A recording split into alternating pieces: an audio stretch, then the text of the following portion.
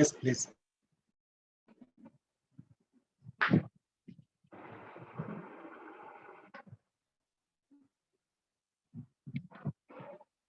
Hi, very good afternoon, everyone. Hope all you guys are safe and doing well. So, today we are into week 2 of clinical management of HIV.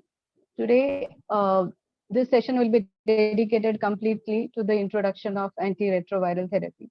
So, basic idea is since we last time also it has been told to you that this is a facilitation session in which what you have gone through on CMH platform that will be facilitated with Indian context to it. So before jumping on directly to ART, let me give you a brief of HIV. As we all are aware of, HIV was first discovered 4 decades back and is now 3 decades old.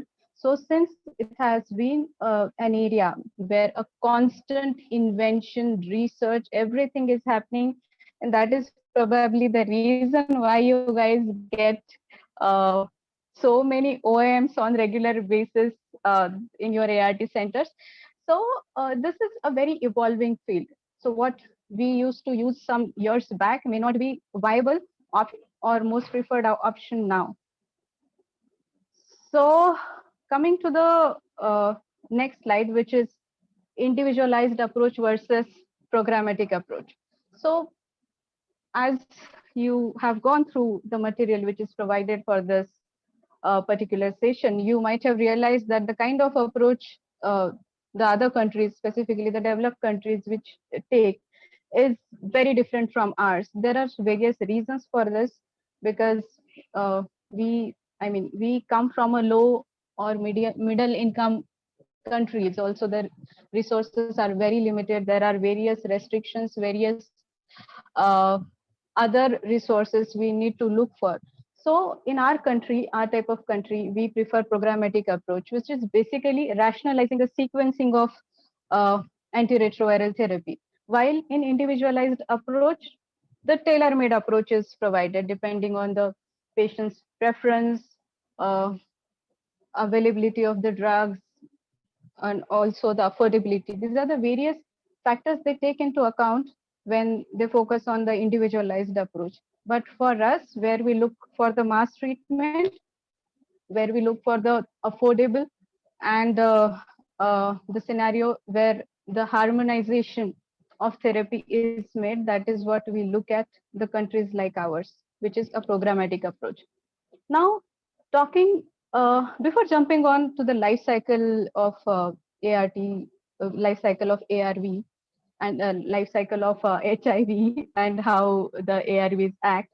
So, as we have the basic understanding that HIV virus is a RNA virus, and as we all know, the RNA viruses can create havoc uh, because they are one of the smartest people, smartest organisms in the universe. We just have seen the trailer of it in the form of pandemic, or rather not a trailer, we have seen the full-fledged movie, or we are into the part 2 of the movie, like Matrix Reloaded ki tarah, Corona Reloaded. And let us hope that we don't go into the trilogy, and let us this Corona Reloaded be the end game, and let this thing get over here itself. Okay, coming back to the rRNA virus, which is HIV virus. So there are 7 steps basically which are of importance. The first one is attachment or the binding. As we are aware of, in the structure of HIV, we have the glycoproteins on the surface, embedded on the surface, GP120 and 41. So they take attachment on the cells in human body, preferably CD4 cells, CD4 T lymphocyte, we also call them as our CD4 T helper cells. So these are the cells, the part of blood. So they take attachment to the CD4 cells, although there are other targets as well. So, and once they combine, I mean, once their cell membrane and the border of the glycoprotein combines, it gets fused. Viral viral capsid is released into the cytoplasm of the cell. So this is the stage. There are 2 steps we have covered. One is attachment. There are few drugs which act on attachment. like CCR5, Maraviro, Quikriviro, etc. And those we are not going to cover in details because those are not used much. So the practical implication is very less in such cases. Fusion, where the borders of the two virus and the human cell fuses. So there are some inhibitors into it. So once the viral genome or viral capsid is released into the cell, to the human cytocell cytoplasm, since it's a RNA virus, the genetic material is carried on RNA in case of HIV. So this RNA is released into the cytoplasm, and then the reverse transcriptase enzyme, one of the most powerful things in the universe, as they say. So it converts the single stranded DNA RNA into double stranded DNA. Now we call it as provirus. This DNA now enters into the nucleus of human cell, and there it human DNA stage is called as integration. So before that, when we talked about river transcriptase enzyme, so there are few certain drugs which act at this stage. So in the subsequent slide, we are going to see which those drugs are. So when the viral DNA incorporates, gets integrated into human host DNA. So that stage is called as integration, and an enzyme which had come along with the viral genome. There are three enzymes and RNA. So that gets into human cells. So one of them is integrase. So this integrase enzymes helps in the integration. So now as a part of replication, now since it is a part of human DNA, it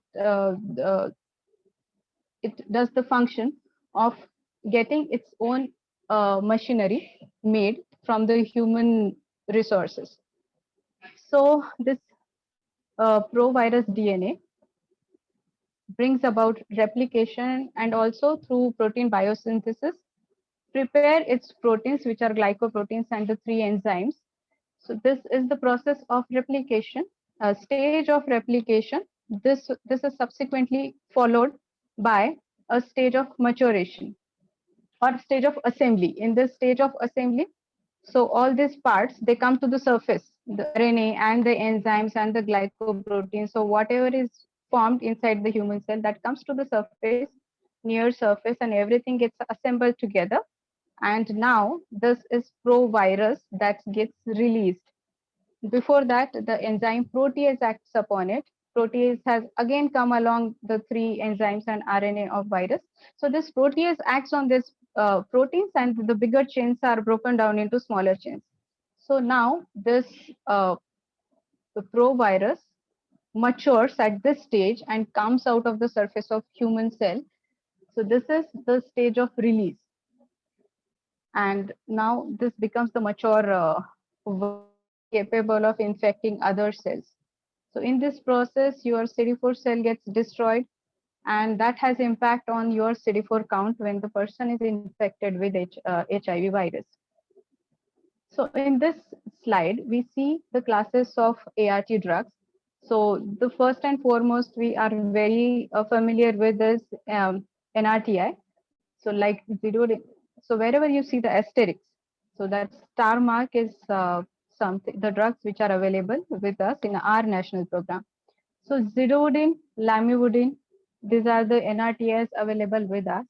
Then coming to the NNRTI, so this basically nucleotranscriptase inhibitors and the NNRTIs.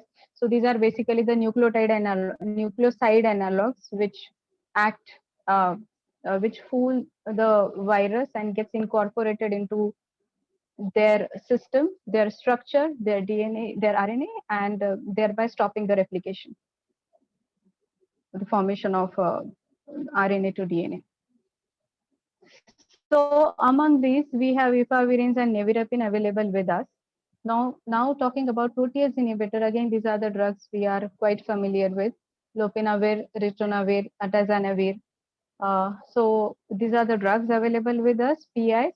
Now coming to nucleotide, again, the nucleotide reverse transcriptase, which is tenofovir, we are very familiar with. So in the program, what we use is TDF, and there is another form of tenofovir is available, which is TAF, generally used in India at private setup, and TAF is considered to be less toxic than TDF. It's a prodrug. That's the reason. So talking about integrase inhibitor, the very important at this stage for us is dolutegravir, because India has been in the phase of transition from the existing ART regimen state to transitioning into DTG based uh, environment. So now we have raltegravir and dolutegravir. We have a complete section dedicated to dolutegravir. So we are going to come to that in subsequent slides. Talking about fusion inhibitors, which is enfuvirtide, it's injectable, not available with our program. And as I mentioned, Maravirok, Vikrivirok, these are the drugs which these CCR5 and CXR4 receptors.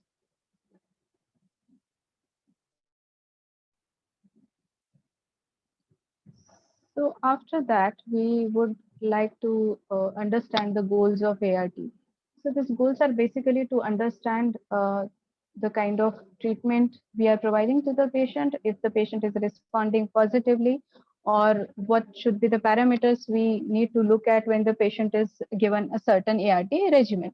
So there are clinical goals, virological goals, goals, therapeutic goals, and preventive goals. So in clinical goals, yes, we see the qualitative and quantitative improvement in patients' life. Virological goal, so the ultimate goal, what we are looking at, the undetectable virus in the blood for sustained period of time. That is what we aim at. Immunological, we look for the qualitative and quantitative improvement in the immunological response of the patient. In the therapeutic goals, the basically what I spoke about initially, the rational sequencing of ART regimens, like this is the first line, this is second line, this is the third line. The entire motive is to protect and preserve the other regimen when the first one is working, and we fully concentrate on the regimen which is working and try to preserve the other regimens if in case the current regimen doesn't work for the patient. And preventive goal, yes, the transmission from, that is U is equal to U. You might have seen that in the module provided to you. So U is equal to U is the, when the HIV positive person contains the virus within himself or herself and does not transmit it to others. So that is U is equal to U. Okay, so now let us understand, can we eradicate HIV? So not yet, not yet. Although there are few sporadic cases you might have heard of, someone from London, someone from, I guess, some other country. So you might have heard such cases where they claim and they found to be uh, cured of HIV. But this we need to understand, there are various other factors which were involved in both the patients. Both of them were suffering from malignancy. Both of them had undergone bone marrow transplant, and there are other genetic factors as well, and the factors brought by the comorbidities as well. So this kind of model may not be practical, or rather it is not practical or feasible to implement in all HIV patients. So cure may not be the goal, or may not be the immediate goal as of now, you since it is a field constantly evolving. So it is better to use may not be or not yet, because we also understand that there are reservoirs in the body, there are places, uh, the hideouts for the virus, where they go and stay there in latency, in dormancy for long period of time. So those places can be macrophages, tissue compartments like gut, brain. So they stay there for a long period of time, and you may not be able to access these places. And also, some of the studies have shown that HIV virus can also replicate in genital tract, which is independent of blood.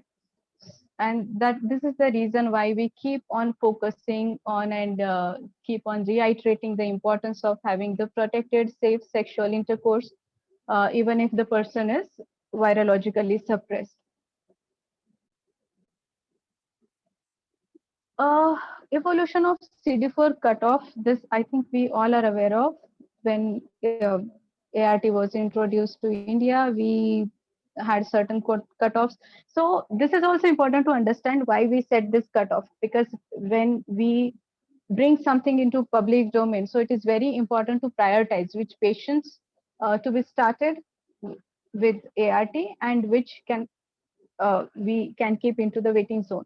So, so we call it as a preferring and deferring of initiation of the treatment. So in India, around the year 2000 and all, so the initial criteria was when CD4 drops below 200, then to start with ART. Then certain studies came, we talked about then the guidelines changed accordingly. We were looking for ART initiation only if the CD4 count is less than 350 or certain WHO stage if the patient is into. Again, certain studies and research came out. They talked about CD4 level 500. So, so gradually we realized that okay, the studies reiterated and reinforced the fact that it is important to treat each and every PLHIV provided the person is willing to start ART. So what are the benefits, or what are the benefits when everyone with HIV is started with the ART? So first and foremost, that you don't have to wait for the clinical worsening or the virological worsening or the uh, biochemical worsening in case of patient. We don't have to wait for the CD4 to go below the certain level, and patient should come with the various opportunistic infections and everything. So we what our now target is to test and treat everyone who is willing. The benefits we have seen that lower incidences of opportunistic infections including TB, lower mortality rates, and also there was we have seen the lot of improvement in the quality of life of the patient.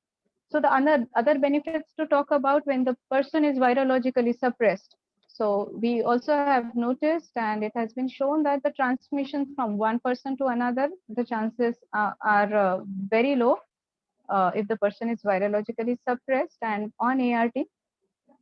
And the other benefits we have seen, the reduction in mortality, reduction in morbidity, improved immune response, and the improved uh, or reduced risk of liver diseases. This is important slide. What we need to consider before initiating the PLHIV on ART. Very important. So when ART is to be, as we are aware, ICTCs diagnose ART and they refer it to ART centers. So before treat all policy, there was a pre-ART pool, lot of pools. So during this phase, patients were lost to follow-up. The linkage to ART center was missed. So those were the many problems we had faced. But thankfully, with new policy, there is no or very minimal pre-ART pool. When patients are referred to ART center from ICTC, a pre-ART registration is given to PLHIVs, and a detailed physical, clinical, and laboratory evaluation is done. So basically, in physical evaluation, we understand that we look for the vitals and everything. We see how the systems are performing. If there are any opportunistic infection the patient is presenting with, through laboratory investigation, we look for the status of liver and other systems in the body. The basic motive is to understand patient's current status, current physical and biochemical status. So this will be completely your prerogative or your discretion to understand and the patient is stable or not. So again, As I also said that laboratory investigations are important, but that doesn't mean if you do not get the report in time, that doesn't mean that solely based on unavailability of investigative reports, uh, there shouldn't be any delay to the ART initiation solely because you don't have reports available in your hand. If you feel the patient is clinically stable and in a position to initiate ART, then you, depending upon your clinical judgment, you can initiate the patient on ART without having the reports in hand. But it is also mandatory that the reports to be, you have thorough sight of the reports, whatever is happening with the patient. You should start, so ideally, one should start on the same day the patient comes to ART center. But if in case you feel that the PLHIV is not fit for initiation, then probably you can wait for the investigation. And there are other conditions where you might would want to delay the ART initiation. So we are going to discuss that as well. So whatever pre-existing opportunistic infections the PLHIV is presenting with, those need to be treated first. This is the rule of thumb. Although there are certain exceptions. So, but when we say that treating this opportunistic infection first, that doesn't mean that you start the treatment of opportunistic infection and keep waiting till it gets over. No. So it simply translates into you start with opportunistic treatment of opportunistic infection first, and when you feel the patient is clinically stable and fit for ART initiation, so that is the time you can take a call and start the ART regimen, even if the management or the treatment of opportunistic infection is not over. Yes, there are certain exceptions, specifically when ART is the treatment for certain opportunistic infection that we have seen that certain skin infections, conditions like MAC, they improve the moment treatment ART is initiated. So in such conditions, yes, even in presence of opportunistic infection, you would want to start ART immediately. And where the treatment, the definitive treatment is not available. Again, the uh, PMN or MAC. So where the definitive treatment is not available and ART itself shows improvement in the presentation of opportunistic infection. So there are certain exceptions where you really would want to, start the treatment of ART immediately. But otherwise, rule of thumb is yes, you would first treat opportunistic infection, and then whenever the patient is stable, you would start with ART. The other factor which is very, very important, but at the same time is very neglected and overlooked in clinical practice, is preparedness for ART. So this preparedness counseling has utmost importance because when someone is newly diagnosed with HIV, we understand that the person may not be in the, the mental zone of understanding or accepting his diagnosis or ready for the life. So there are many PLHIVs we have seen over the years who deny the fact that they are HIV positive. So in certain cases, extra efforts uh, need to be put by everyone, counselor, medical officers, and other people involved in the care, to make the person understand the importance and wait till the person is ready. So what happens if the person is not ready to commit lifelong consumption of ART drugs, and such a person is started on ART, then we kind of know that there would be adherence issues and the other issues that might fail the regimen, and the other worsening factors come into play. So that is why it is important to prepare patient beforehand, giving him the complete view of how it is important to be adherent to the treatment and how it is going to be a lifelong treatment and other things he has to be wary of, etc. Obtaining consent, yes, it is important. We all know, and now our white cards are already having a print of consent on it. So where we explain to the patient everything. I'm not going into the details of this. Timely initiation, nothing can emphasize the importance of this point. Okay, so apart from all points we have discussed, it is again of very critical to have a caregiver allotted, appointed, and identified properly. This is particularly of importance when we talk about CLHIV, pediatric patients, and the minors. So they may not be in a, have the understanding of how it is important to adhere to the treatment, the time to time consumption, 9 o'clock, matlab 9 o'clock. So they may not be in a position to understand. That's why a proper caretaker is must in such cases. And when such caretaker is identified, he should be properly counseled. A fair scenario of everything should be given to the caregiver, as we do in cases of adult PLHIV. So everything should be explained to him, and during the initiation and as well as during the follow-ups. So all follow-ups.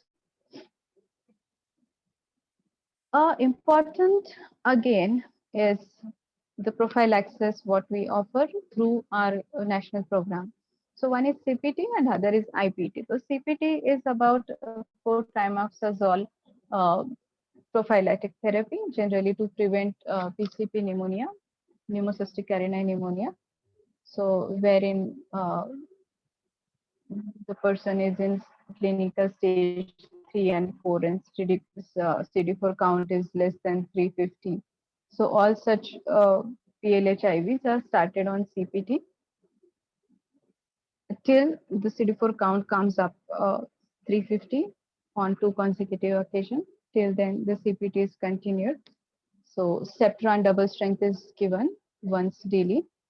So for sulfamethoxazole and trimethoprim. Okay, there is IPT, which is isoniazid preventive therapy, which we are going to discuss in upcoming sessions in prophylaxis wala sessions in that. So that is for TB prophylaxis. These other points we have seen that opportunistic infections are to be treated first and then the ART is initiated. Yes, as we discussed, MAC and PML. So these are the exceptions in which commencing ART may be preferred. So in other cases, what we have seen in the opportunistic infection, so we defer the not defer, delay the initiation of ART and we focus on the treating opportunistic infection. But these are the exceptions where you would like to, start ART ASAP. And again, when the tuberculosis, in cases of tuberculosis where the CD4 count is less than 50,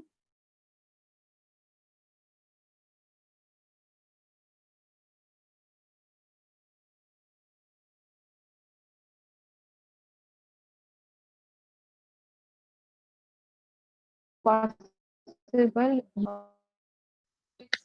of critical opportunistic infection like TB meningitis, cryptococcal meningitis. These are the situation where we wait for, we delay the ART initiation for 4 weeks, 6 weeks, 8 weeks. But in case of TB, where the CD4 count is less than 50, you might want to start ART ASAP. So within 2 weeks, but before 2 months. All other opportunistic infection, yeah, even in case you do not, there's a pyrexia of unknown origin or something you would want to locate the focus of infection and treat that first. Once stable, then you would start ART. Same with PCP, we will treat PCP first and then we would start with ART after 3 weeks. All the fungal diseases, it is almost same. You will stabilize the patient first by treating opportunistic infections and then we'll start ART. Uh, Even in case of bacterial pneumonia, treat pneumonia first. Malaria, treat pneumonia first and start ART when the treatment of malaria is completed. Acute diarrheal diseases, yes, you would diagnose the cause of diarrhea, treat that first, and once stabilized, you would like to start a patient on ART. Now, cases of non-severe anemia. So in that case, we also understand the HIV itself can cause anemia. So that is the reason here you would like to start with uh, ART regimen. Again, the skin conditions like pruritic eruptions and all, in that cases, you would start ART first because you know that ART itself might take care of this opportunistic infection. Again, suspected MAC, uh, so wherever we think that ART itself, the opportunistic, wherever we think that opportunistic infection is because of HIV somewhere, because of, or it is not an opportunistic infection, but can be a clinical presentation of HIV itself. In all such cases, we know that ART can provide the desired relief. So in all such cases, we'll start with ART. Again, cytomegalovirus retinitis, we will treat CMV on urgent basis, and after 2 weeks, uh, ART will be initiated. Toxoplasma, same, but we will initiate ART after 6 once the patient is stable. Now, when the patient comes to ART center, some clinical assessments we would like to go for to determine the clinical stage, and we will identify the HIV related illnesses. Identification, this is important to understand which regimen of ART to start. Again, we have already emphasized importance of OI enough already. OI prophylaxis, we would like to start coexisting medical conditions like diabetes, hypertension, hepatitis. They are also, it is critical to look into that.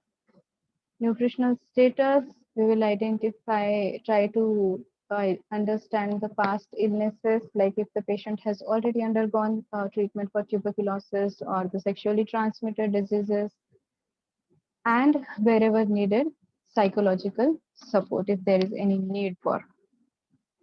This we have seen already how the mental status can be of a person when he or she is diagnosed with it, and also conditions where people might need certain kind of psychological support. So those need to be taken into account. Medical history, we will try to understand uh, if the person is a habitual injectable drug user or commercial sex worker, any history of sexually transmitted diseases, transfusion of blood or products, risk factors such as men having sex with men, female sex workers, and other factors like use of injection, tattoos, ear piercing with non-sterile instruments. So this we need to have a complete sight of when we take medical history. Physical examination.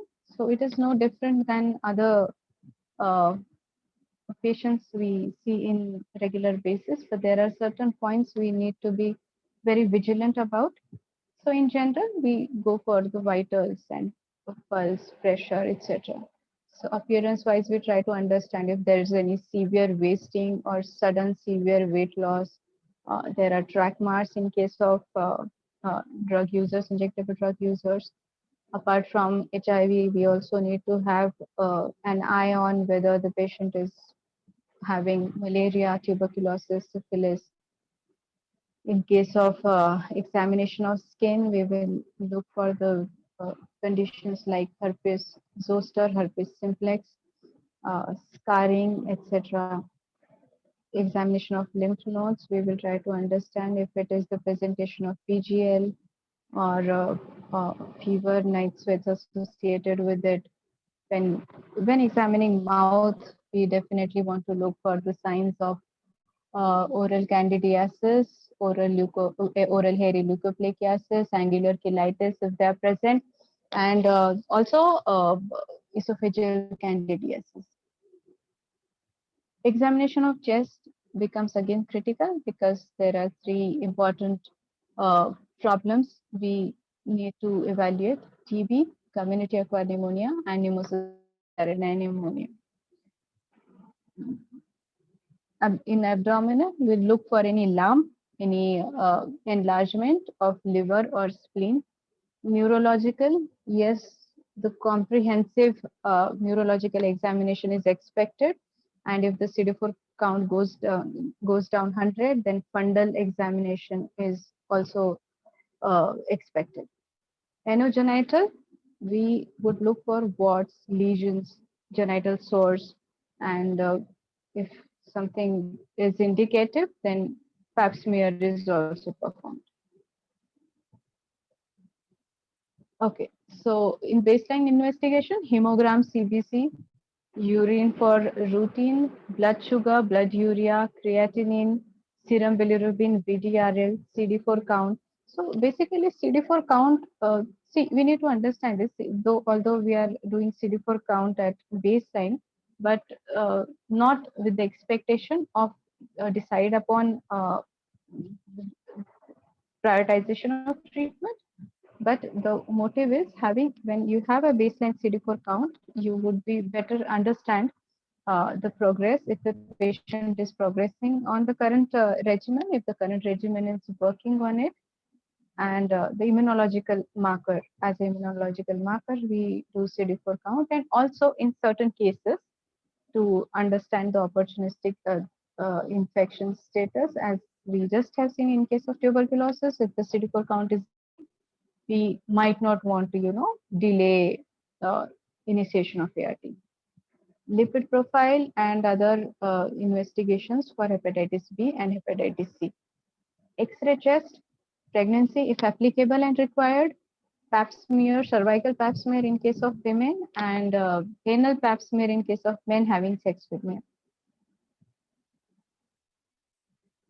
Can we do additional tests? Yes, depending upon your clinical judgment, you can go for tests to rule out certain opportunistic infections like tuberculosis. You might want to go for CBNAT, liver function test in detail if the patient is already on ATT, and if suspicion on the suspicion of hepatitis B or C co-infection, the detailed LFT is called for. Lipid profile and ultrasonography of whole abdomen. Okay, in any case, I all I have spoken about it already, but again, I'm reiterating the fact that even if the reports are not in your hand, if the reports are delayed and the PLHIV is clinically fit to initiate ART, so in all such cases, one should go ahead with initiation of ART and not wait for the report. But having look at the report is of equally importance one whenever it is available. Preparedness counseling, we have talked about on it enough. The ART is not an emergency intervention, although the policy is test and treat. But unless the patient is willing and mentally prepared to commit for, it is not to be started. So there are various things like accepting diagnosis of HIV, management of opportunistic infection, accepting lifelong commitment, readiness for adherence, time to time, continuously, and a healthy hygienic way of living. If the person is ready to commit for that, then ART is definitely initiated.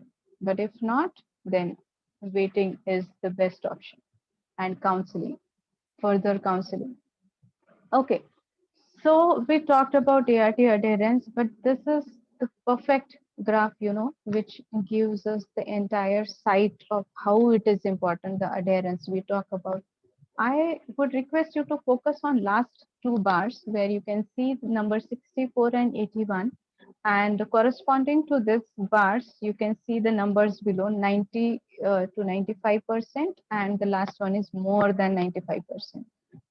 So this x-axis is percentage adherence to the therapy.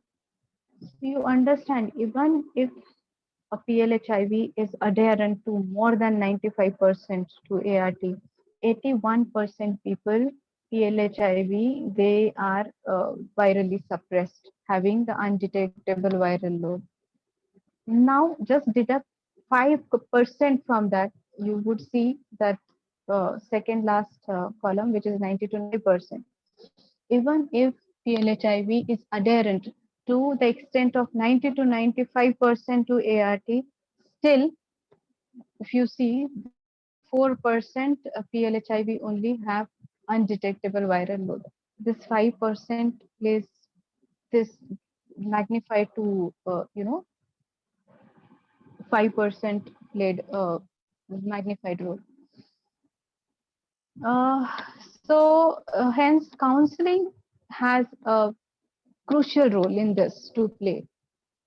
When you make person understand how important it is to adhere to the ART treatment, yes, there are certain situations like drug interaction and toxicities, etc., where and this again the danger zone, the red zone, where you need to focus more and keep counseling the patient for adherence.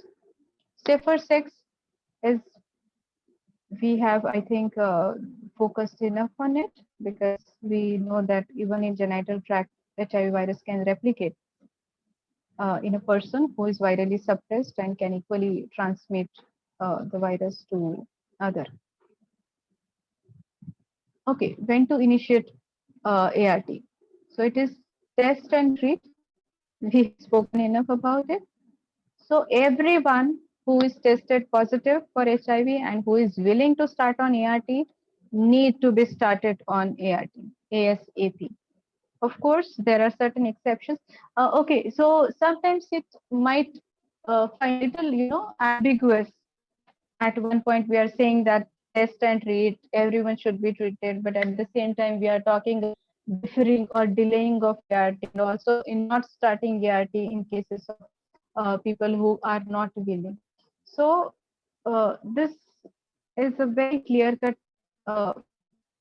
policy that all persons diagnosed with HIV eligible for ART, they are ready to start ART. All such PLHIV should be started on ART as soon as possible, regardless of whatever clinical staging they come from, whatever their CD4 count is, whatever their age is, whichever population they come from, high risk, ANC, migrants, etc. So all of them need to be started on ART. Yes, these are the basic principles. Am I audible? Something just went wrong.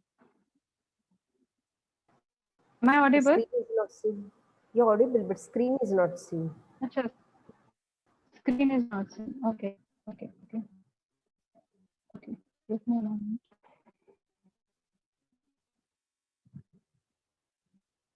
Is it okay now? No. No, ma'am. The screen is not visible.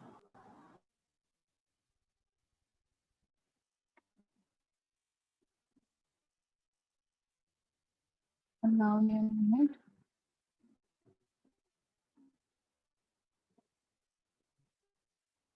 It should have come anyway.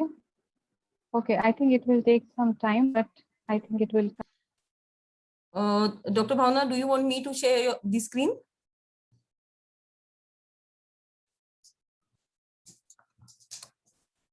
Okay.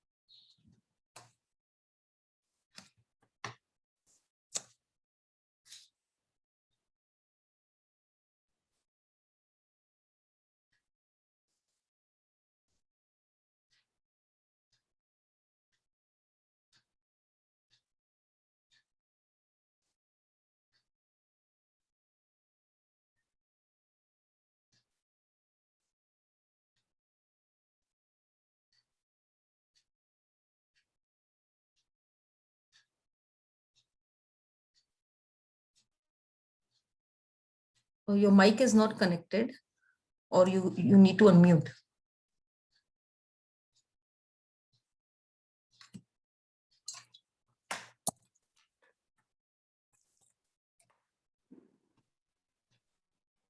Okay. Yeah, Am I you're audible now. am I audible? Yeah, you're audible. Can you Okay. share your screen? Yes, that's fine.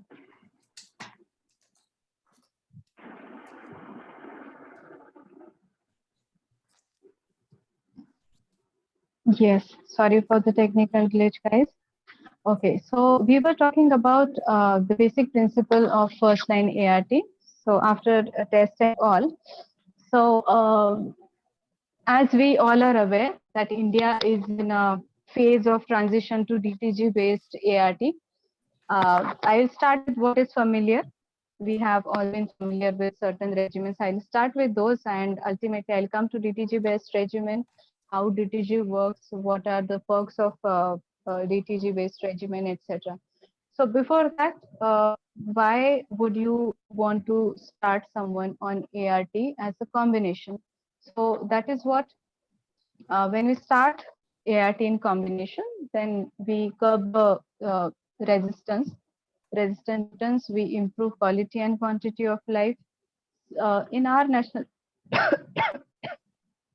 program, certain regimens have been given priority over others. So current one is integrase inhibitor, that is dolutegravir.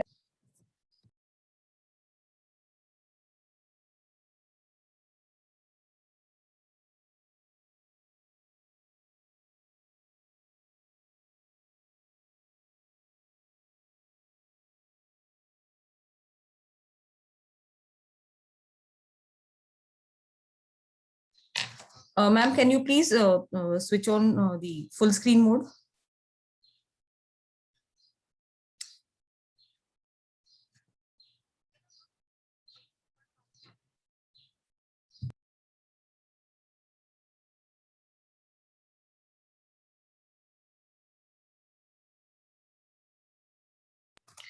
Yes, thank you.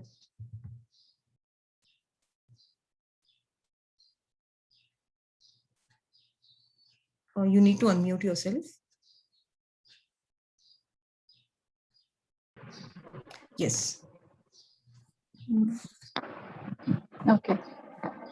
So the basic principles of initiating ART. The first, in case of treatment, naive adults and adolescents, as I told you, we'll start with what we have been familiar with, that is TDF plus lamivudine plus efavirenz. So this is till now have been the preferred first line ART for treatment naive in case of HIV-1 and not HIV-2, because efavirenz doesn't act against HIV-2. Now, what regimens to start with PLHIV with HIV-1 infection? So tenofovir, lamivudine, and efavirenz. So preferred regimens are tenofovir 300, lamivudine 300, efavirenz 600, one tablet daily at bedtime or whatever time is convenient to the PLHIV. But in case of HIV-2, as we are aware of, that NNRTI doesn't act against HIV-2. Something is just not right. Can I share a screen from my end? Yes, please. Yeah, Please, that okay. would help. Yeah. So I'll stop sharing.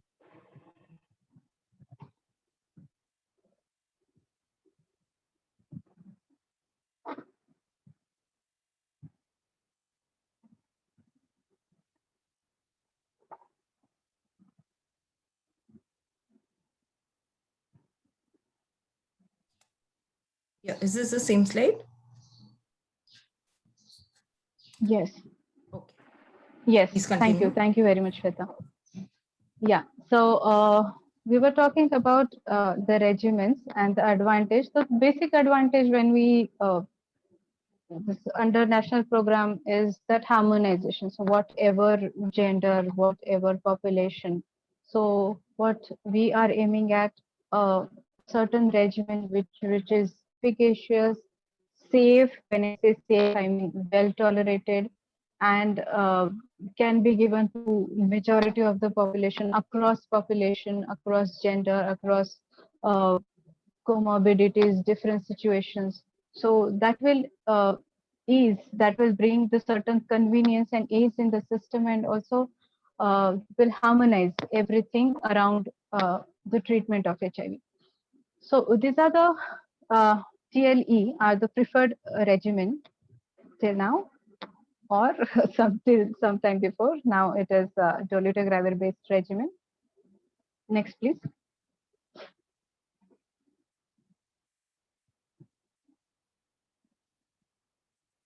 Next slide, please. Okay. So in HIV, we have seen this. Next.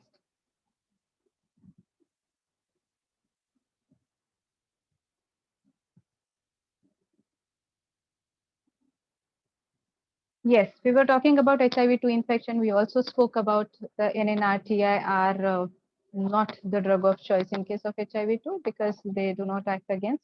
So in such cases, your PIs come into picture. So we will keep the T and L part as intact, but replace E with the next slide, please. Lopinavir. And also one of the reason why we'd go for lopinavir ritonavir because uh, there are certain conditions where people are PLHIVs are already exposed to NNRTI in the form of nevirapine single dose, etc. So these are again situations where you would like to go for TL and lopinavir ritonavir based regimen. This is the recommendation in case of adults and adolescents. We go with TLE as first line ART for all ART naive PLHIV with HIV-1 infection. Why I'm saying 1? Because it is efavirenz here. So age more than 10 years. So age more than 10 years, we say this because although tenofovir is approved for children more than the age of 2 years. But whatever formulations are available with us of tenofovir in our national program, they do not give us a scope to recommend this particular FDC to children less than 10 years of age. And of course, body weight more than 30 kg. Now talking about the first line ART regimen for patients who have abnormal creatinine level. So creatinine, tenofovir is out of picture. When someone is having creatinine level deranged, tenofovir goes and abacavir comes into picture. So now your TLE becomes ALE. And this is again applicable to the individuals having body weight less than 30 kg. When less than 30 kg, again tenofovir out, your abacavir comes into picture. Next, please. I am trying to do it from my side, Shweta. Then I realized, no, it is not in my hand.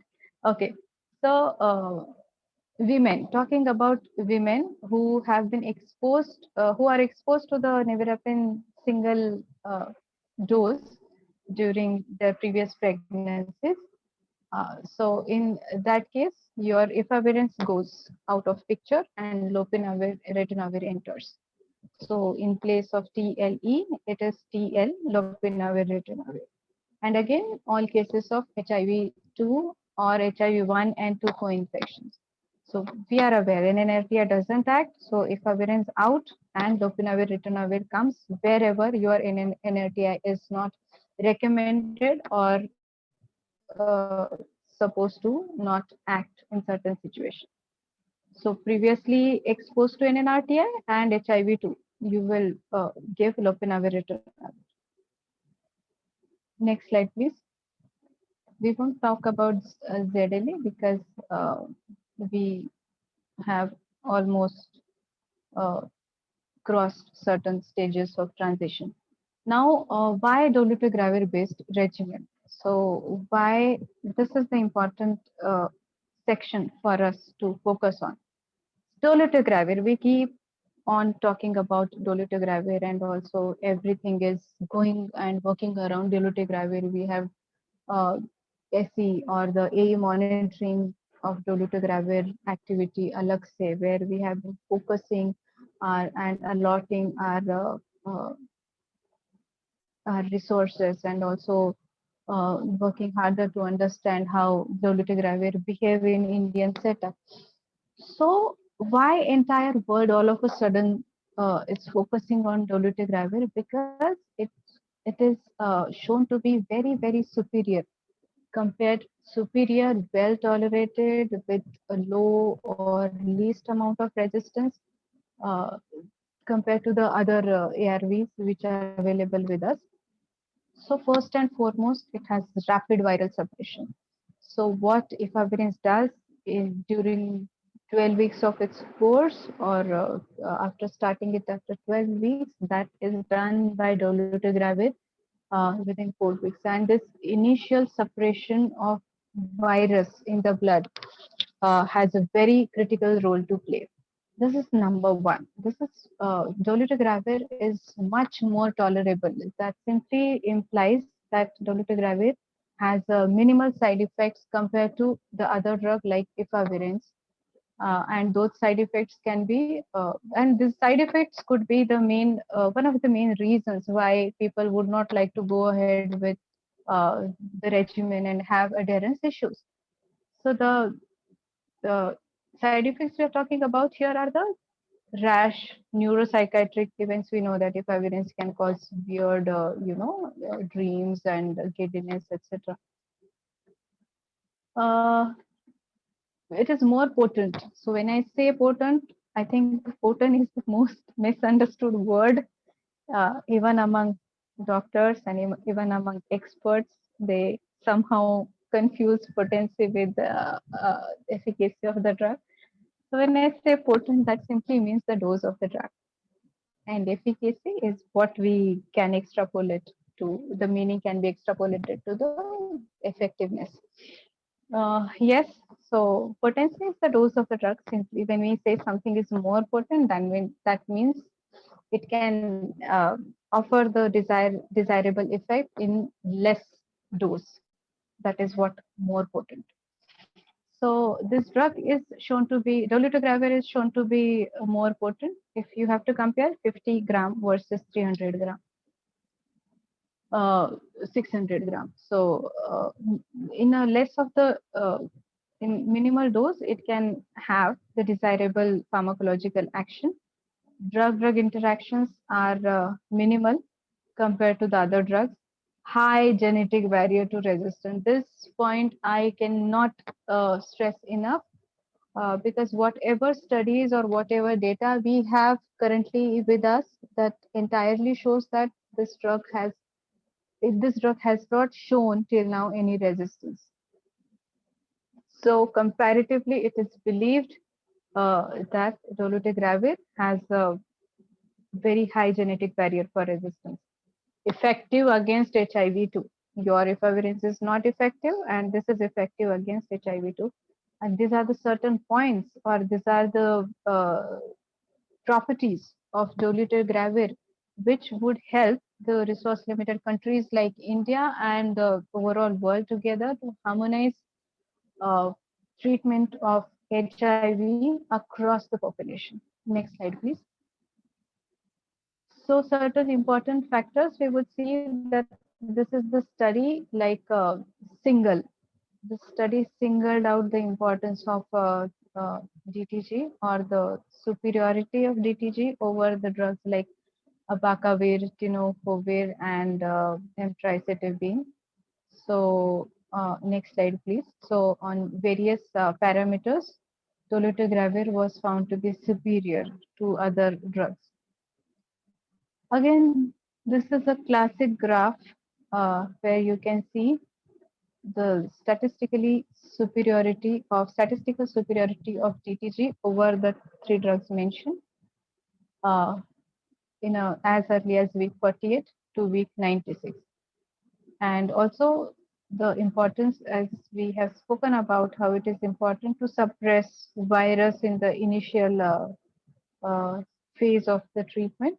This graph clearly shows If you can see the cursor, okay, you cannot see cursor because Shweta is sharing the slide. Okay, next slide.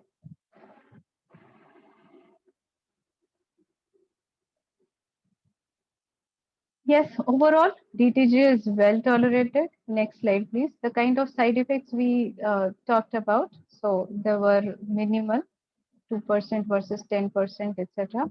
So if I have to summarize it, the entire thing, the first and foremost, DTG is very well tolerated.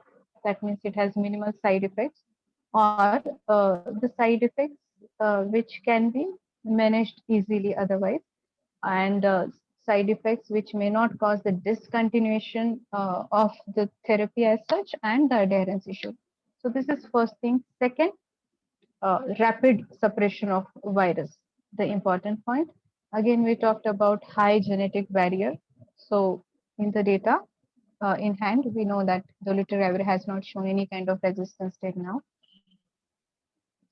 Okay, so high genetic barrier. So these are the studies like, next slide, please. Single spring. These are the various studies please, where the genetic barrier to the resistance uh, of DTG has been, next slide, Shweta.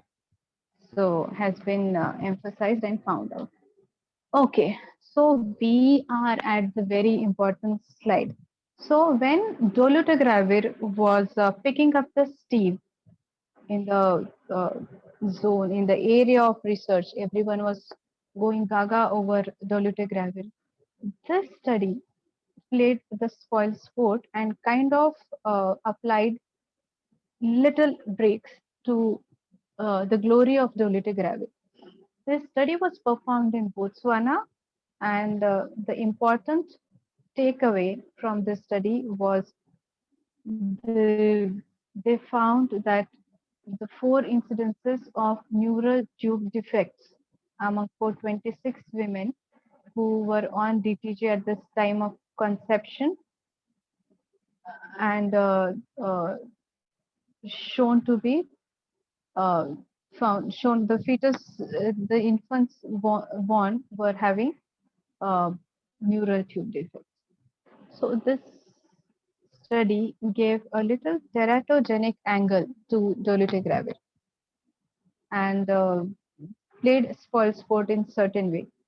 And hence, after that, the entire world focused on dolutegravir, specifically try to understand if it really a significant or the significant uh, side effect, or it is an incidental side effect. Because according to this Botswana study, the incidence of neural tube defect, when I say teratogenic, that simply means a drug is consumed during the period of conception or during the course of pregnancy, which ultimately, which is presumed to have effect on fetus in the form of any congenital anomaly.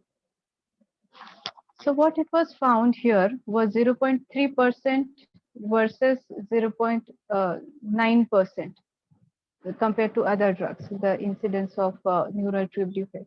When the entire world focused upon it, then the subsequent data shows very uh, the statistical difference as very low, and in some cases it wasn't statistically significant either compared to the other ART drugs. So now we are in process of understanding, and part of it we have understood that whatever neural tube defects, uh, if they have the causal relationship with the dolutegravir is not known.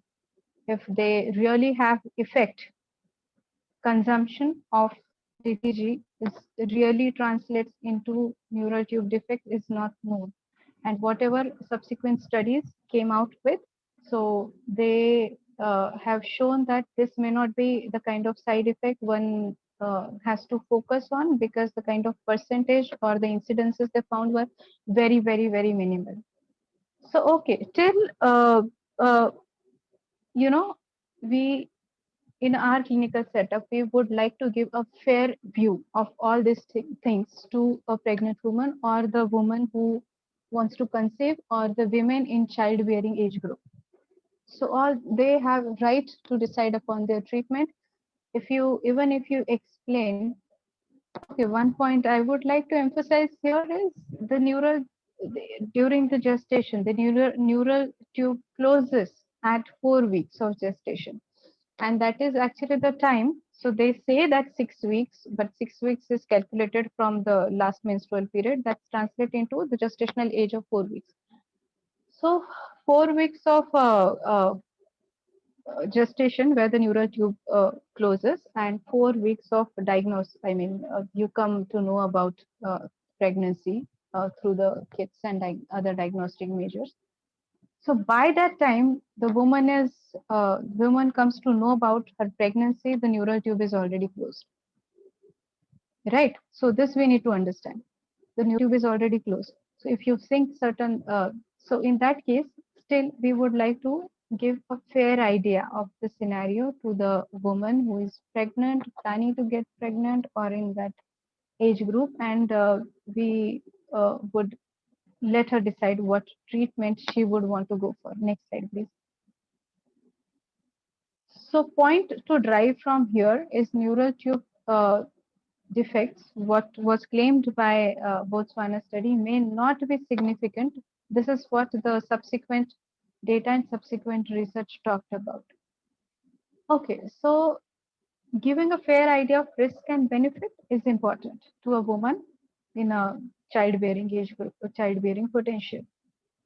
So the risk of neural tube defect in the child, we have to explain that. We need to explain that as a medical officer, as a treating physician, or as a counselor, and we need to give her the idea of the research, what has been said, and how negligible impact was shown in subsequent research. It is important to weigh the risk and benefits, the kind of benefits dolutegravir based regimen offers compared to the risk to the fetus. But at the same time, let her decide to what treatment she would like to go for. The blanket exclusion that deny women equitable access to the optimal treatment with DTG is anyways not warranted and justified. Next slide, please.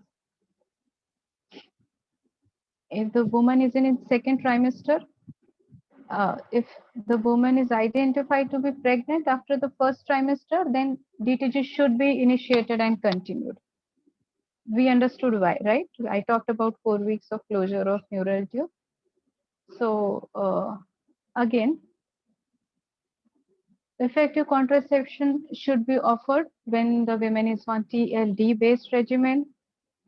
Next slide. This we have spoken enough about. And if she doesn't want to go with TLD, then TLE to hai hai. So we will go for TLE. Okay, so as we are aware that it would be a phase-wise transition. We have already come, we have already traveled certain distance. When we talk about transition, we all are now in a state where we already have initiated patients transitioned, initiated, switched to, substituted with DTG-based regimen, and now dolutegravir is the preferred regimen. So as a first line, as a second line, and even as a third line. Next slide. And whatever the updates on it, that would be provided by NACO on time-to-time basis, and that is one of the reasons why you guys are getting these mini OMs. Okay, so क्या देना है? So TLD, tenofovir 300 mg, lamivudine 300 mg, and dolutegravir 50 mg. This becomes your preferred line of management. First line ART for adults and adolescents. PLHIV with age more than 10 years. You remember why I told more than 10 years because of tenofovir, and again 30 kg is because of tenofovir. So once daily, bedtime it is to be given. And one very important advantage of dolutegravir It can be given across HIV-1, HIV-2, HIV-1 and 2 co-infection, women exposed to single dose of nevirapine during their previous pregnancies, PLHIV co-infected with TB and hepatitis B and hepatitis C. Again, as we have discussed enough about women who don't want to go for TLD, we will go with TLE. Next, please. Okay, so now what is the status? PLHIV with body weight less than 30. So 30 ka connection is dolutegravir, tenofovir. Tenofovir goes out, abacavir comes in. So your regimen now become abacavir, lamivudine, and DTG. All patients with deranged serum creatinine, again tenofovir goes out, your ABC stays here along with lamivudine and DTG. Next slide, please. Okay, this is important. So PLHIV on rifampicin in cases where TB and HIV co-infection exists in such cases. So it is believed that rifampicin has effect on the metabolism of dolutegravir. It decreases the metabolism of the effect of dolutegravir by enhancing its metabolism. So what we do, we simply add 50 mg of dolutegravir as a single, not as a FDC, as a morning dose. So what we have been giving the patient as TLD remains intact. The FDC TLD remains intact, but additionally we give 50 mg because your rifampicin, the patient is on rifampicin, and rifampicin causing the faster elimination of DTG from the blood. That is why the extra 50 mg of DTG we are giving as a morning dose, or whichever time, 12 hours the difference. So females in reproductive age group which opt out of TLD. So there is no, as we understood, there is as such no reason to opt out of TLD, but if willingly she goes for that, then we will go with TLE. If efavirenz is contradicted, if the pregnant woman is HIV-2 or have been previously exposed to NNRTI, then efavirenz be out, we will go with TL plus lopinavir ritonavir. Next slide, please. Checklist to be followed. This we have seen, talked about. The patient should have undergone HIV counseling, gone through the adequate preparedness counseling. Correct residential address with proof is important. So at the time of initiation, even if you don't have a traceable address, it shouldn't cause any hindrance in initiation of ART, but the tracking and getting those documents is very important to continue with the adherence counseling and the adherence management. Identification of caregiver, yes. Consent form, this already we have seen, and wherever applicable, we will go with the CPT prophylaxis. Next slide, please.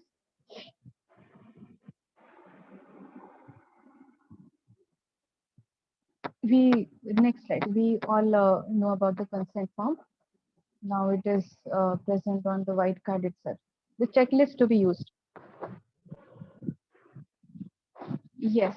So on-time pill pickup important, number of doses if missed, because we need to calculate the adherence and also whether the doses have been taken on the correct time. If the doses have been missed, what are the reasons for? I am just hurrying up because we have very less time in hand. Next slide. So adherence, evaluation of adherence and assessment is important. There are different tools we use. We ask patient if he has been taking the drug regularly on time, and pill counts is again, a little bit of investigation we try to do. We try to count the number of pills in the bottle which haven't been consumed and the number of days. Next slide. We also go through the pharmacy document. We try to check if the patient has been, properly coming. Next slide. Properly coming to the due date which is given to the patient. So how we calculate adherence percent? Very simple. Denominator may you have the number of doses or the tablets prescribed, and in numerator, we have the tablets left in the box, tablets left in the bottle. So we calculate that. We try to understand if the 1:1 is happening or not, and then we calculate the percent. If the 95 drugs, if the 100 doses were given, and if there is no dose in the bottle left, that means patient has consumed all 100 doses. 100 into 100 in 100 divided by 100, it becomes 100%. Next times, next slide. So this percent calculation of adherence is important because we have seen, next slide, we have seen the graph emphasizing the importance of adherence. Next slide. So talking about viral load monitoring, as we all are aware, next slide, that in case of HIV-1, viral load plays a crucial role. How we will see that. Shweta, next slide. So how in case of HIV, viral load plays important role in tracking our goals of virological goals. But in case of HIV-2, no, we do not go for viral load testing. We monitor the patient with CD4 count itself. So there are certain recommendations. Next slide. We are not going to talk about 95, 95 because in the previous session we had enough focus. Next slide on what this 90, 95, just to give you an little briefing about. First 95 is about those who are suffering from HIV, know their status. Second 95 is about on ART, and third 95 is about viral suppression. Next slide. So as we have seen in last session, those those 95, 95, 95 goal is to be achieved by 2024. And yes, this role of HIV also we have discussed. So the important aspect is we need to prevent HIV transmission from one person to another. That U is to U comes into the play. We want patient to improve on his immune response, his quality of life, improvement in life expectancy, reduction in morbidity, mortality. And this is the reason why we have the monitoring mechanism in place. So we monitor by viral load, CD4, and clinical monitoring. Next slide. So yes, we all know that whenever viral load goes up, CD4 count comes down, and also the clinical status or the clinical evaluation deteriorates if the viral load goes up. Next slide. So when the viral load is very high and not been under control, so this is the zone we have to be very crucially monitoring. Okay, so yes, viral load when rises, CD4 count drops, and when CD4 count drops, viral load rises. So next slide. So they have a very inverse relationship. Viral load in case of HIV-1, viral load is generally not done at baseline. So when the person is consistently been on ART for 6 months and have been adherence is more than 95% for last 3 months, then after first 6 months of an ART initiation, we go for viral load. Then again, after 6 months, if the criteria of 95% of adherence for last 3 months is checked, and after that, every year. Next slide. Next slide. Okay, so this is the slide where we can see how we prioritize viral testing. More or less, we have seen PLHIV who are on ART for 3 years, 1 VL in this year, and we have seen all this. Next slide. Okay, I have made 3 interesting cases for you, and I am not going to wrap up unless I put those cases forward to you because I have designed those for you. Okay, so this also we have discussed. Next slide. So viral load has importance only in case of HIV-1. In HIV-2 and co-infections, it is we do not monitor the patient by viral load. We go for CD4 counts. Next slide. So interpretation of test results, the desirable is undetectable, but even the count is less than 1000 copies per ml. That is also when we call it as the suppressed.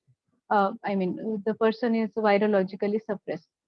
But if it is more than 1000, then we go for the enhanced counseling or the step up counseling, wherein we try to understand the reasons why the person has not been adherent.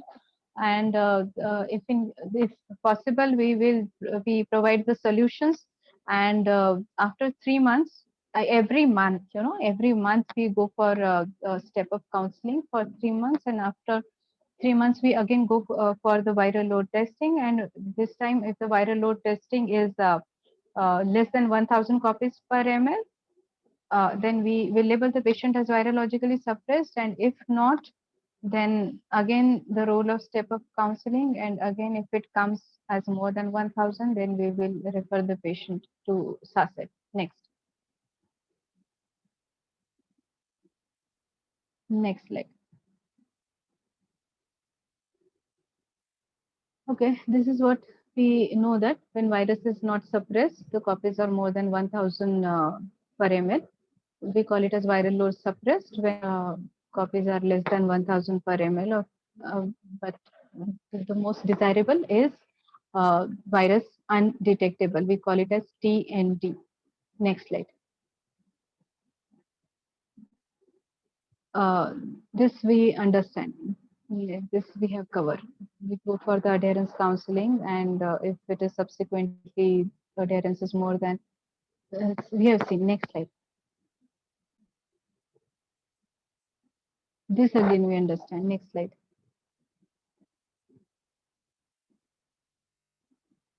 Shweta, directly come to the cases. Case number 1.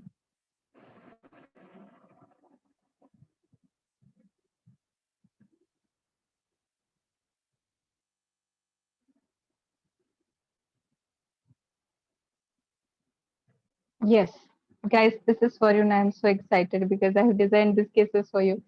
Okay, so a man, 30-year-old, recently diagnosed with HIV-2, known IV drug user, clinically stable, and on investigation, all the investigations are within normal limits, no comorbidities or OI. How would you proceed with management? What would be the ART regimen you would go for? We still have some minutes. Can anyone unmute and talk about it?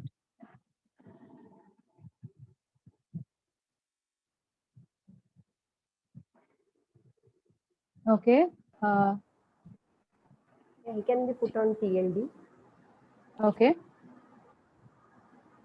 Why TLD? Can you please have why not TLE?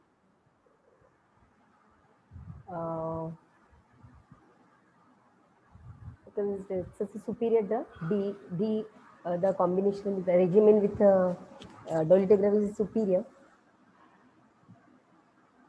Yes, dolutegravir is superior, and other reason is it is HIV-2, and we know that efavirenz is not active against HIV-2. The first reason is this. That is the reason we will not go for E. And more importantly, this is the preferred first line ART regimen for HIV-1 and 2. And we'll keep on counseling the patient as he is IV drug user. Thank you very much. Very good. Next.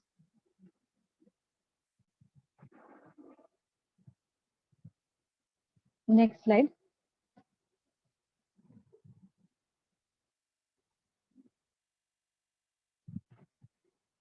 Yes.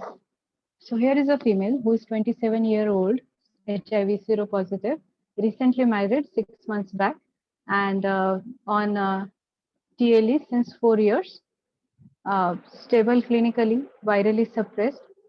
What aspects of management would you like to stress upon? Chances of pregnancy, her choice about going for pregnancy, and choice of what whether she wants to continue with the same regimen or with dolutegravir regimen. Very good. After Very explaining good. her all the Yes, yes, very good. Prissy, and I'm going to the chat as well. So yes, so first and foremost is we know the woman is in childbearing age group and most probable candidate for bearing a child because she has been married for 6 months. Considering the Indian context, I'm adding to it, and she has been on TLE. We are in a phase of transition, so we might would like to transition her on TLD based regimen, but with her consent, with giving her an entire explanation.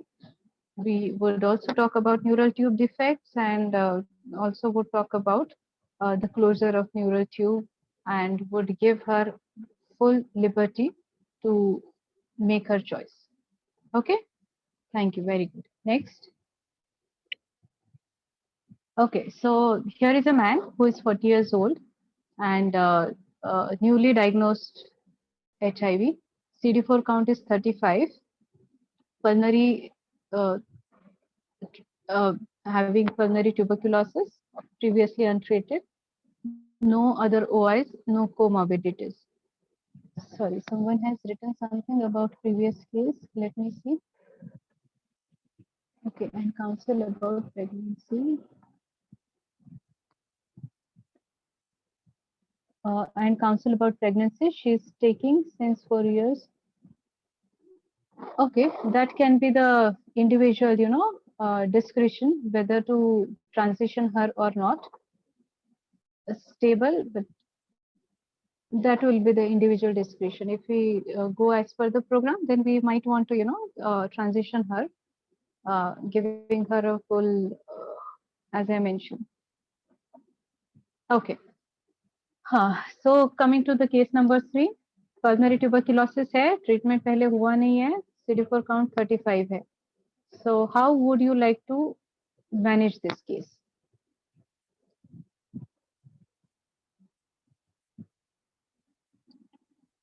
Dr. Lalit, yes, you are right. But CPT we don't start when the person is already having tuberculosis. So we might want to start once we complete the treatment of tuberculosis. The person is cured of tuberculosis.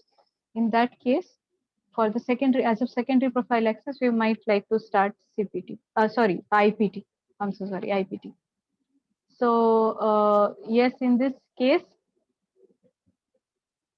come on, can anyone would like to unmute and talk about? yeah, we have to start TB treatment for him. Achha, And okay. And also we'll have to, after 15 days, if he's we'll have to monitor him first of all, his clinical condition. If he's stable, Yes. and then we can put him on ART also. And also we'll have to explain where can be after starting, in case we're starting TLD combination, then we'll be putting additional dolutegravir for him. And there might be rapid increase in the CD4 count, and we might encounter some other OIs. All those things we will to explain to the patient and make him ready for all those Yes, this conditions. case. Yes, thank you. Thank you very much. So as you mentioned, this case, this particular PLHIV is going to need the extensive monitoring and counseling and understanding of his clinical response and clinical behavior. First and foremost, as we understand, CD4 count is less than 35 and less. So, and also case of tuberculosis. And if you remember in the exception part of initiation of ART, we talked about the cases of tuberculosis where the CD4 count is less than 35. We would want to start ART as soon as possible. The first thing is definitely start with ATT, of course, but if we can start, if the patient looks stable and if we can start ART simultaneously, that is also we can think about, or rather that is desirable. But generally we start ART within 2 weeks of initiation of ATT, but less than 2 months. Of course, we will not wait for 2 months. We will like to start as soon as possible. And as someone has mentioned that CPT, sorry, I read it as IPT. That was my mistake. So yes, CPT, cotrimoxazole prevention therapies also need to be started. And if you are starting with dolutegravir based regimen, then if the ATT includes rifampicin, you need to add 50 gram of extra dose of dolutegravir.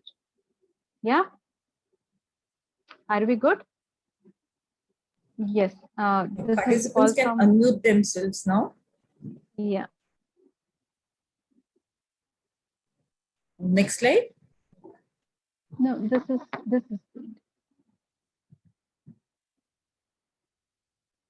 guys. Please unmute yourself and ask your questions. I would happy to take those questions.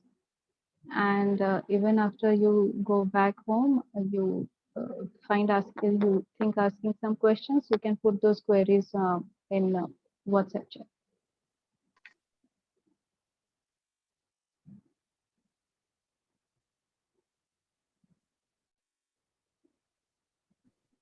Participants can now unmute themselves if they have any questions.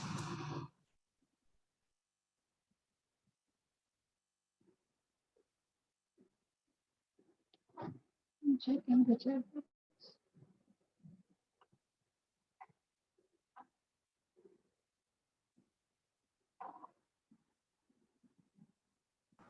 In case there was no tuberculosis diagnosis for this person, what is the best time to start IPT for such person? So If we start, we'll check. Okay, we would like to start IPT as well as soon as possible, but first we will start with ART. And since in this patient there are no comorbidities and no opportunistic infections, so we will start with ART as soon as possible, and we will start with IPT as well. Considering that CD4 is less than 35 and the most probably at a very high risk to catch tuberculosis. That is why we would start ACT.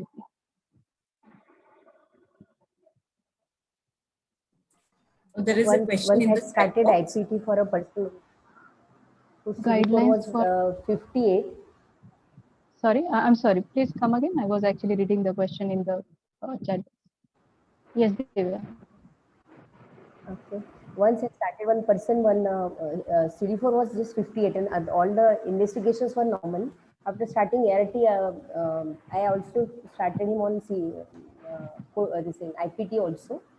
After 1 month, he developed full-fledged tuberculosis and had to stop his INH prophylaxis after that. And so I was just wondering what is the right time when should we be, in case there is no baseline screening and for these 4 symptoms are negative, X-ray is negative, CB-NAT is negative, then when is the ideal time to start IPT for such people?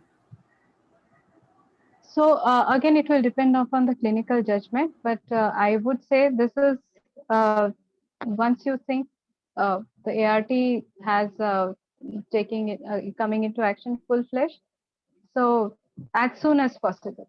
I don't think what you just have mentioned is anything out of context or anything out of rule book. So this case might be little different, but otherwise that's how you proceed with. What you did is usually what we proceed with. So guidelines for switch to ART will we discuss? Okay, guidelines switch. I mean transition to dolutegravir. That is what you are trying to ask. So okay. Anyway, this was the introductory session for ART. There are some parts on ART again coming in subsequent sessions, so that will give you a better idea. And anyway, you guys are getting OMs on regular basis to understand how the transition and switch to or initiation or substitution is going to happen or is happening, and the regimen wise. There are any further questions? Please ask.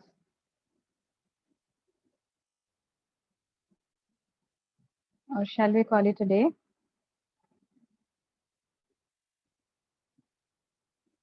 Yes, ma'am. Thank you. Thank you very much. Yeah. Thank you, ma'am. everyone. Thank you, everyone. So if you have any queries, let me know in the WhatsApp group. Thank you. Thanks a lot. Thank you.